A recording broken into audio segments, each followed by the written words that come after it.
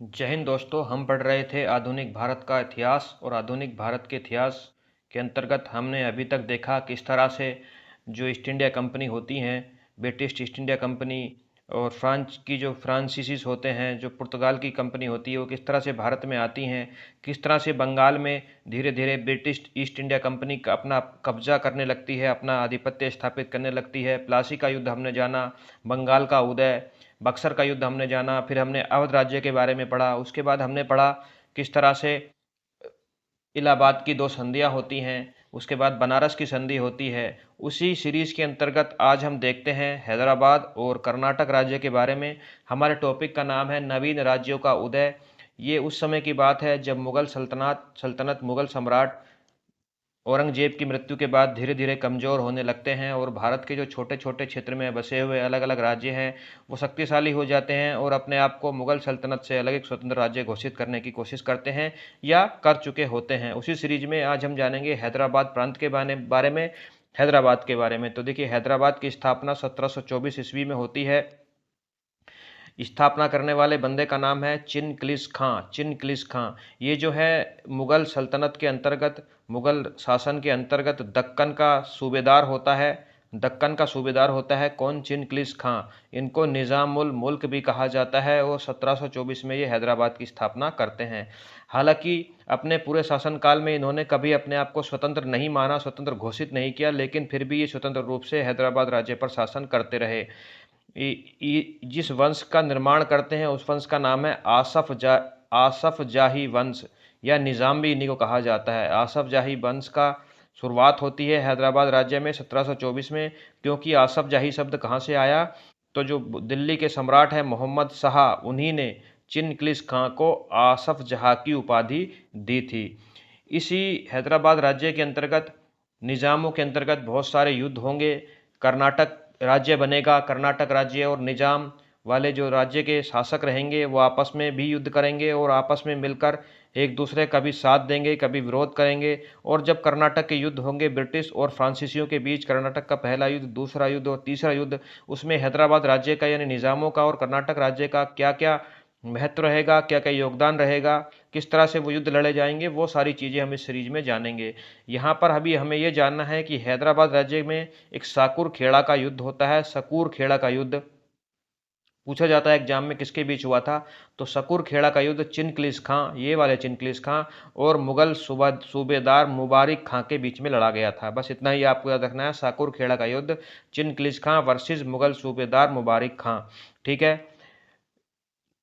हैदराबाद पहला ऐसा राज्य था जिसने लॉर्ड वेलेस्ली की सहायक संधि को स्वीकार किया था। इंपॉर्टेंट बात बता रहा हूं मैं, हैदराबाद भारत का पहला ऐसा राज्य या पहला ऐसा प्रांत था जिसने वेलेस्ली की सहायक संधि को स्वीकार किया था। वेलेस्ली की सहायक संधि क्या थी कि वो राज्य जो है एक आश्रित सेना, ब्रिटिश ईस्ट इंडिया कंपनी के एक आश्रित सेना रखेगा।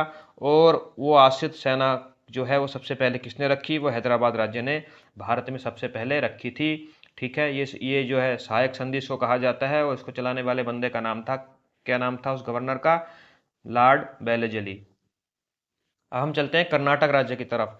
तो कर्नाटक राज्य की स्थापना जो करी थी वो शहादत खां ने नहीं करी थी, शहादत उल्ला खां ने करी थी। देखिए, शहादत खां जिसे बहरानुल मुल्क भी कहा जाता है, उसने अवध राज्य की स्थापना करी थी और कर्नाटक राज्य की स्थापना करी थी शहादत उल्ला खां ने। कर्नाटक राज्य की कैपिटल थी अर्काट। ठीक है, अर्काट को अपनी राजधानी बनाया था। और कर्नाटक राज्य स्थापना के बाद अंग्रेज और फ्रांसीसियों के बीच एक युद्ध का मैदान बन गया।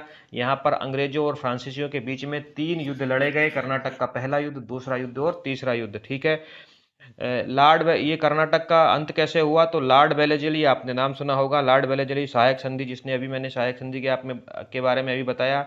तो लॉर्ड वेलेस्ली ने जो मैसूर का था टीपू सुल्तान और कर्नाटक राज्य के नवाब थे नवाब मोहम्मद अली, उन दोनों के ऊपर षड्यंत्र का आरोप लगाया कि टीपू सुल्तान और नवाब मोहम्मद अली मिलकर षड्यंत्र कर रहे हैं ईस्ट इंडिया कंपनी के खिलाफ और इस राज्य का, कर्नाटक राज्य का बलपूर्वक अधिग्रहण कर लिया। तो शहादत उल्ला खां से लेके नवाब मोहम्मद अली तक की कहानी और मैसूर राज्य के उदय की कहानी हम इसी वीडियो में और आने वाली वीडियो में डिटेल से जानेंगे। यहाँ पर हम जानते हैं कर्नाटक युद्ध के बारे में। जो 3 कर्नाटक युद्ध थे ब्रिटिश और फ्रांसीसीस के बीच लड़े गए, यानी ब्रिटिश ईस्ट इंडिया कंपनी और फ्रांस ईस्ट इंडिया कंपनी के बीच में। पहला कर्नाटक युद्ध होता है 1746 में और चलता है 1748 तक। इस युद्ध के होने का कारण भारत का नहीं था, बल्कि कारण था ऑस्ट्रिया का उत्तराधिकार। ऑस्ट्रिया में जो राजा था उसके कोई संतान नहीं थी, पुत्र नहीं था, पुत्री थी, और वो पुत्री को शासक नहीं बनाना चाहता था। तो ऑस्ट्रिया पर कौन शासन करेगा? ब्रिटेन चाहता था, ब्रिटिश लोग चाहते थे कि उनके मर्जी का कोई शासक बने। फ्रांस चाहता था कि उनके मर्जी का यानी उनका फेवर करने वाला कोई शासक बने। और इसी उत्तराधिकार को लेकर ऑस्ट्रिया और इसी उत्तराधिकार को लेकर फ्रांस और ब्रिटेन के बीच में विवाद था, और उसी विवाद के कारण भारत में कर्नाटक का पहला युद्ध हुआ। और इस युद्ध की समाप्ति पर यानी 1748 में एक्स ला सैपल की संधि होती है। एक्स ला सैपल जो है वो भी यूरोप में ही स्थित है। तो इस युद्ध का संबंध यूरोप से था, भारत से नहीं था। हालांकि ये युद्ध कर्नाटक में भारत में लड़ा गया। दूसरा कर्नाटक युद्ध जो होता है वो 1749 से लेकर 1754 तक होता है। इसका कारण था जो मैंने आपको अभी दो राज्य पढ़ाए, हैदराबाद और कर्नाटक। इन दोनों के उत्तराधिकार को लेकर इनमें इनके आंतरिक मामलों को लेकर विवाद था। किस में विवाद था? तो ब्रिटिश में और फ्रांसीसीज में। ब्रिटिश वाले लोग चाहते थे, यानी ब्रिटिश ईस्ट इंडिया कंपनी चाहती थी कि उनका जो फेवर करने वाला बंदा है वो हैदराबाद और कर्नाटक का नवाब बने या निजाम बने, और फ्रांस अपने बंदे को इस गद्दी पर बैठाना चाहती थी। तो हैदराबाद और कर्नाटक के उत्तराधिकार के मामले को लेकर ब्रिटिश और फ्रांसीसीज में जो विवाद था वो दूसरे कर्नाटक युद्ध का कारण था, जो 1749 से 1754 तक लड़ा गया। डिटेल से हम तीनों युद्ध को पढ़ेंगे। अभी आप बस इतना पढ़िए, इतना समझिए जो मैं आपको बता रहा हूँ, ये तीनों पॉइंट। तो दूसरे कर्नाटक युद्ध का परिणाम हुआ पांडिचेरी की संधि। इस संधि में क्या हुआ, एक्सला सैपल की संधि में क्या हुआ, वो भी हम डिटेल से जानने वाले हैं। एक एक करके इन युद्धों को पढ़ेंगे। हम बात कर रहे हैं दूसरा कर्नाटक का युद्ध। कारण भारत का था, हैदराबाद और कर्नाटक के आंतरिक मामलों का विवाद ब्रिटिश और फ्रांसीसीज के बीच में लड़ा गया। हैदराबाद और कर्नाटक के जो उस समय के शासक थे उन्होंने भी इस युद्ध में सहयोग किया, भाग लिया। और इस युद्ध की समाप्ति पर 1754 में क्या होती है? पांडिचेरी की संधि। तीसरा कर्नाटक युद्ध 1756 से 1763 तक लड़ा गया।